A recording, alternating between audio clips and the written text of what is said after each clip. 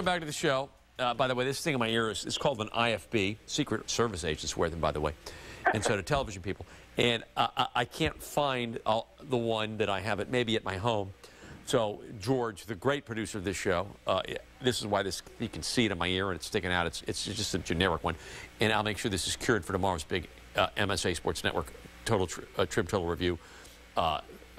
Skylights Al Gearing Fedko phones on wrap-up show. We're now going to go to Kenny. Good evening, Kenny, and welcome to the show. Thank you, sir. Hey, CW Bob says hi. And before I talk about what I wanted to get into, before I ask my question, I got a question for my good buddy Brad Polakowski. He wants to get your take on this. And this is a pretty good theory. Now, is Brad from Mount Pleasant? Yes, sir. What a great part of the country that is. It's beautiful. Sir. I've been there. You saw me there. A great high school. Yes, sir. You're welcome to come back anytime. Let me know when you're coming. But you guys, you're going to like this. Here's Brad's theory. Is it possible that this Console Energy Center was built on Indian burial grounds? You mean, and it's a curse? Yeah, I don't know. It's only We're going to have to start looking into it, especially if they go 0-14 there. We'll definitely delve into that story. Yeah, let's not turn on the igloo just yet. No question. They better not. Yes. Yeah, and as far as, Big Ben Sunday, you know what? He's got a chip on his shoulder. I wouldn't necessarily entirely say a chip on his shoulder, but if you have him in fantasy football, I would definitely start him this week because I think he's going to, come out the bat firing and just throw bullets all over the place. But, and as far as Bobby Valentine, our previous caller made the point that they like the, if he comes here, that would attract a lot of free agents. You know what? Money's what attracts free agents, and this ownership does not spend it. And the other reason I don't like I don't have a problem with Bobby Valentine. I loved him in New York when he did the thing with the, when he'd get ejected from games, he'd come back in disguise and all that. I thought that stuff was great.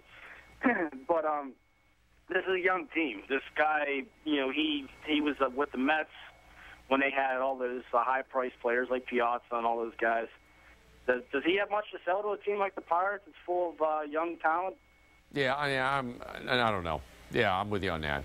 By the way, there is a rumor, Kenny, that you are actually in negotiations with the great president of our network, Mr. Barish, to come up and actually be on the show Tuesday.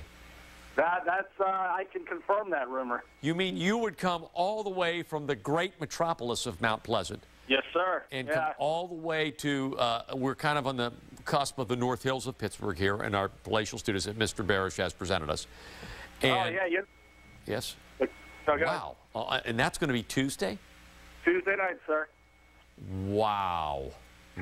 That's big because I also heard rumors that you and George are going to kind of take on the big anniversary special that apparently is going to take place sometime next year. And it's going to be huge. I hear Heinz Field may be involved, and we're going to do the show, the big Fedko Phone Zone Blowout Spectacular next year there as we celebrate our, I don't know, what we started in '98, Georgie, so what is this now? Oh, wow, 12 years. Yeah, right? Maybe even more than that. Yeah, well, next year would be what?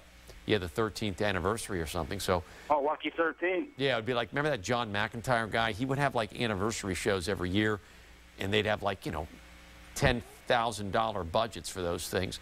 And so, thanks. I love you, Kenny. You'll be up here Tuesday. John. I'll see you Tuesday, question. Buddy. And I know, again, that George is the big show next year is going to be spectacular as we head into another huge season of the Fedko Phone Zone. And now let's go to another superstar.